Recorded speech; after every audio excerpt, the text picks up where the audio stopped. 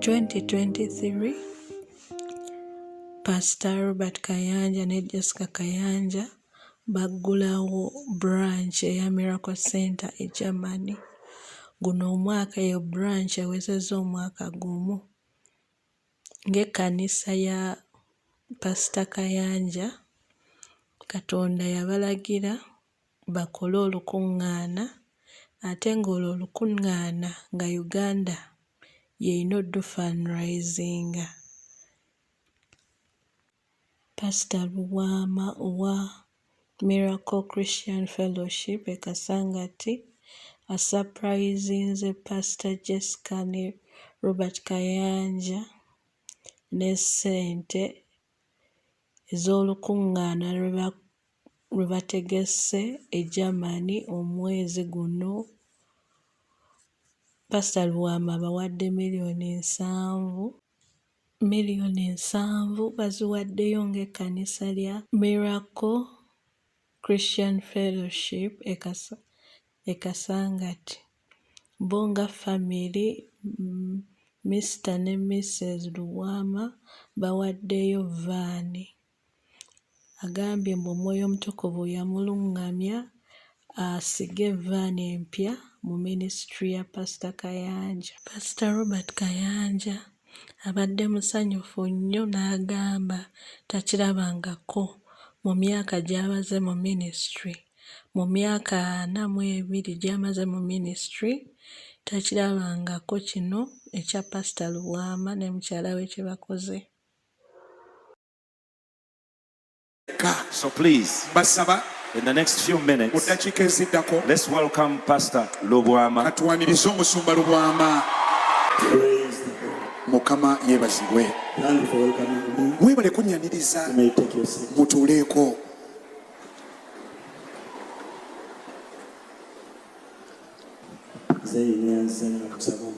Pastor, thank you for the opportunity you've given me to stand on such a platform before such a congregation.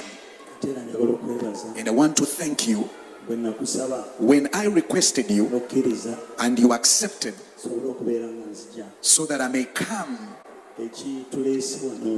the reason we came here today, Pastor knows the purpose, but I'm going to introduce it before you. I am by name Pastor James Victor Luwama. I'm all the way from Nangabo. Praise the Lord. I'm from a village called Nangabo. That is where I built. That is our home. I'm born there. I bless God. He sent me. I shared my testimony before here. You know most of what concerns me. But I want to bless God who visited me, like Pastor said. The power, so that we are able to receive the power by the grace of God. I honor the ministry in this place. All the pastors that work with Pastor Musumba Jessica and all the other pastors. In Nangabo, I came along with many people, pastors. I requested you. I request, first and foremost, Mrs. Pastor Luwama and the elders, let them come up here. This is Mrs. Pastor Luwama. She has stood with me. Praise the Lord. But we came to bring the seed, and we are here to receive a blessing. We came to receive the power, like you called it. The power to do greater works in the name of our Lord Jesus. The Holy Spirit spoke with me before this church knew. I met you, Pastor. We had to give a seed for Berlin. On that day, The Holy Spirit spoke with me. I was in the office. The Holy Spirit spoke with me to give a van. I came with a van. Can you show it? This van. The Lord told me to sow it, to do the work of the ministry. This is its logbook. It's right in there. It was already transferred.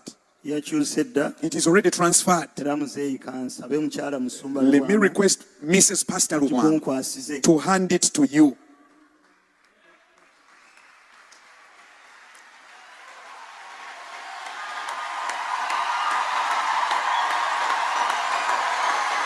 Amina. Amen. On that day, that's what I felt, and I obeyed in the name of our Lord Jesus. These people, besides the van, that was a seed from the family between me and my wife. All those people, we have been with them, and we have believed God for what we have brought today. Amina. Amen. Praise the Lord, somebody. Nangabo people, I can't hear your amen.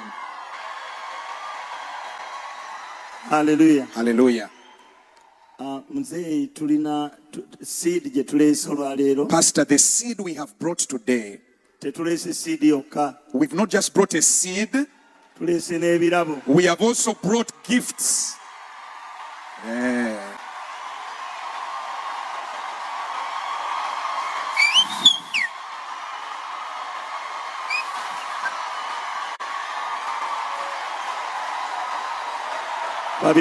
Bring them on the pulpit.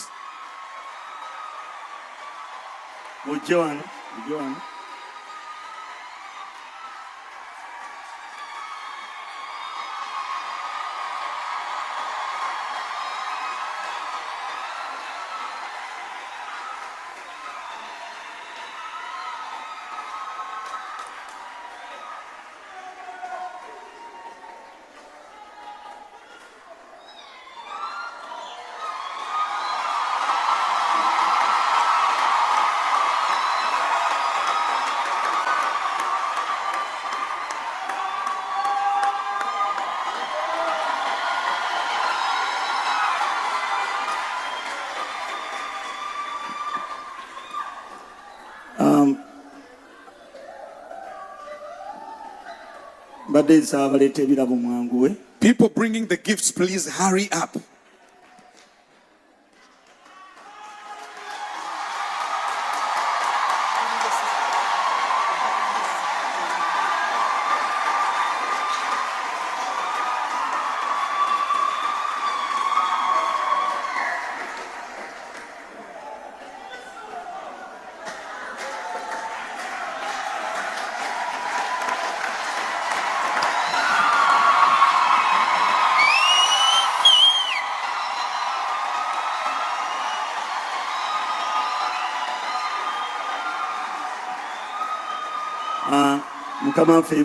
Praise the Lord. Everybody take your seat. Praise the Lord. The major reason as a ministry, we pledged to give. The last time we were here, we pledged to bring 60 million shillings. But we realized we are not fulfilling the prophetic. We decided to give 70 million shillings. 70 million shillings is right here. That is 50M.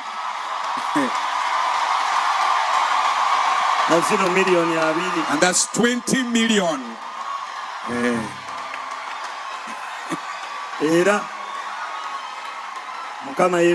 Praise the Lord.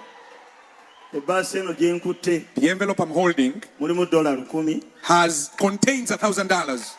zigenda mu wallet ya muzeeyi. It is going specifically to Pastor's wallet. bw'anaba agenze Berlin tetwagala abeere nga tanywedde ku mazzi. When he goes to Berlin, we want him to have refreshments. Amen.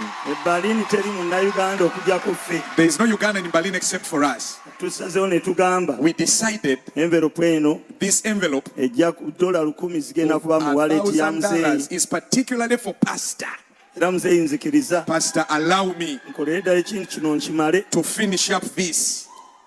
Ebirabo bino These gifts. mbadde nsaba tubirage abantu bagamba twaleese bibokisi Let's ebikalu. unwrap them so that people may not think we brought empty boxes. Antandike n'ebyo ebibiri. Let me start with those two.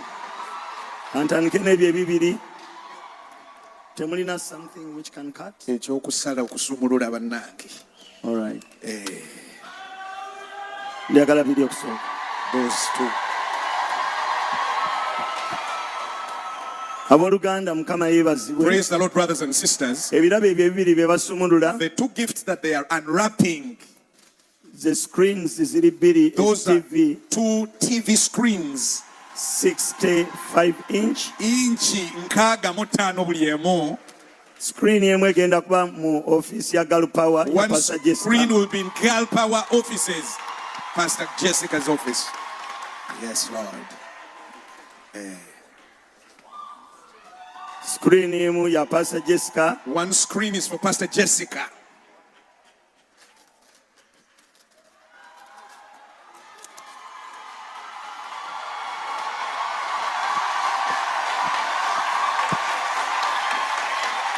Hallelujah. Hallelujah. Egenda mu Girl Power. That one is going to Girl Power offices. Eno screen ey'okubiri The second screen, zombi za LG. both of them are LG. Life's good. Zigenda emu egenda mu office ya muzeeyi wano. One is going to Pastor's office. Yes, Lord. Mpya za 2023 2023 model. kakati smart TV zino. They are smart TVs. Njagala at least nina we naliyo duli The last time I was here, ensimbi okuba wano nga screen gye nalabawo the sagyagala. last time I was here, I didn't like the Engamba screen. nedda tejja mu mafuta. I said that screen does not befit the anointing. Emu kegende wa Pastor Jessica. Let one screen go to Pastor Jessica's office. Endala ebeere awo. One screen will go to Pastor's office. Amiina. Amen.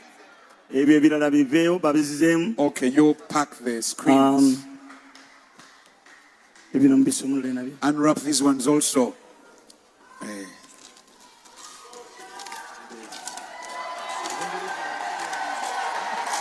Simanyi oba mmwe mwetegereza abantu abali wano abasabukulu Are you omukisa. people observing the people here that are unwrapping the blessing? Kinaatera okukyala It ewuwo. is about to visit your house. Amen.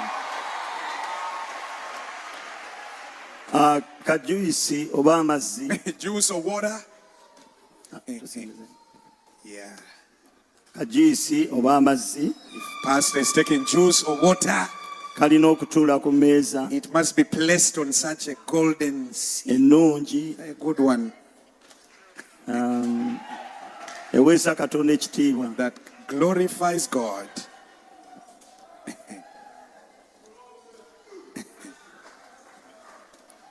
Amen. Now. Later, no. Later glass. Era mu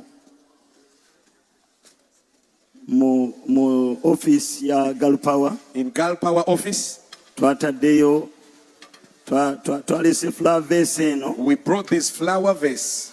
Eno egenda kubanga etuulamu ekimuli. A flower will be put right in there. Ekimuli A flower.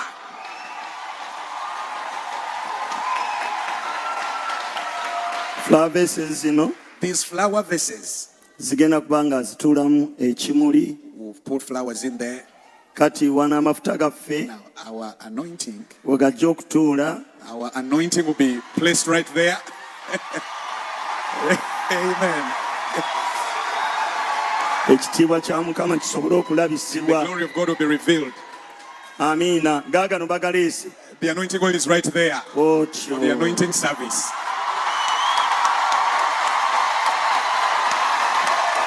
Nedda buno buyingira buno munda. muzeeyi yasalawo babajjamu akamu bateekeko eri It's Pastor who decide naye now. buli kamu kayingira muno bonna buyingira muno. All those ones are, Yes. Okoze bulungi. You've done well, oh. Okoze bulungi. You've done well. Singa Pastor Jessica abaddeko wano If Pastor Jessica was here, n'abatuula muko so that both of them can sit. Aha.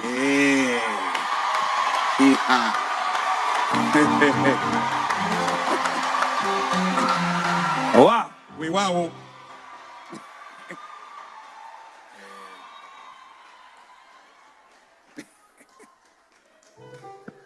Wow. We wow. Alina we yeekonyeka mutulireko Pastor mu Jessica ntebe is ye. headed somewhere. Let me sit in here on her behalf. My. Oh. Eno temugikwatako Nobody amagalo. should touch this one. Temugitoga. Nobody should touch this one.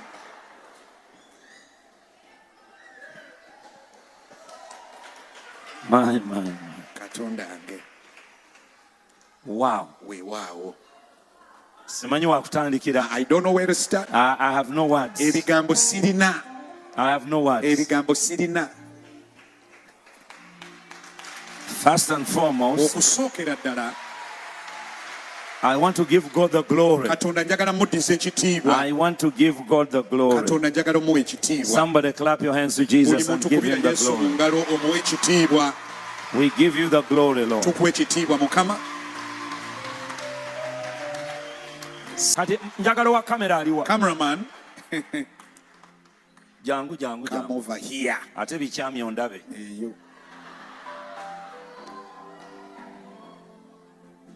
Njagala abantu balabe. I want people to see Ku lutambi olunene luliwa. on the white screen. Wetegereze. Look closely. Gwe kyusa ebintu bya kamera olabe. Ojja kundaba. Wano we tuli. We are right here. Switcher. Mwabakyusa ebintu. Switcher. Kati njagala ojjewo ebyo. Remove those ones. Twala wali ebyo. Take them over there.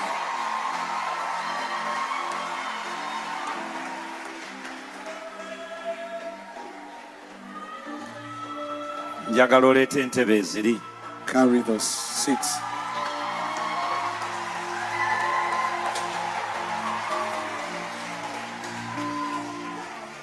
Sembeza wano eno. Wali eri. Teekawo ebbanga. Anti zibatawaanya. Mugenda kutawaanira mu byamagero bya Katonda. Kiri kijjeewo gundi sinakugamba kireeta. Soko kizeeyo gye kivudde.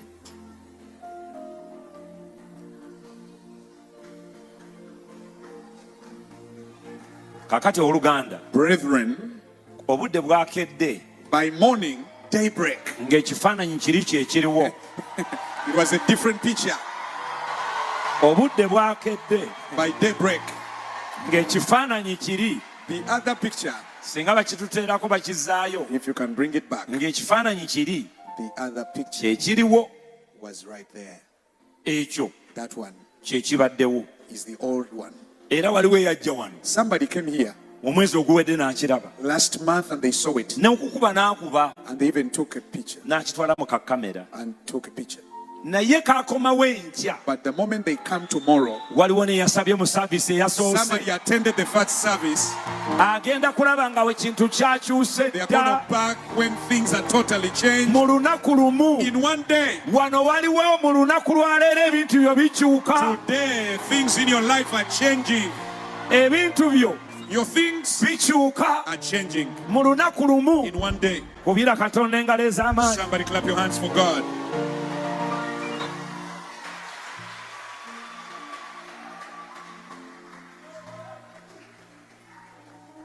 Mu lunaku lumu. In one day, Wabaddewo akameeza. there was a small table. Bakalubaawo. It was wooden. Kakati busatu buli awo. Now there are three of them, three in one. Akamu ka Bayibuli. One is for the Bible, Akamu ka kyakunywa. the other is for the drink, Akalala ka katambaala. the other is for the hanky. Buli aliyagadde okusiga mu lukuŋŋaana olwo oyinza ogenda ku peegi za Pastor Kayanja ne peegi ya Jessica Kayanja. Ojja sangayo ennamba z'essimu z'osobola okuweerezaako ssente okusapootinga conference eyo. Pastor Luwama yakolera mu kigo eri Pastor Kayanja gye yali alabirira abaana. Mu kigo ekyo mwalimu ne Pastor Namutebi. Kati Pastor Robert Kayanja, spiritual father wa Pastor Luwama. Ate Pastor Luwama alina obuweereza e Kasangati babuyita Miracle Christian Fellowship. Buweereza bwa maanyi nnyo eyo Kasangati. Mwebale nnyo kunsapootinga, kulayikinga, kukomentinga n'okusharinga vidiyo zange. Tulabagane mu vidiyo eddako.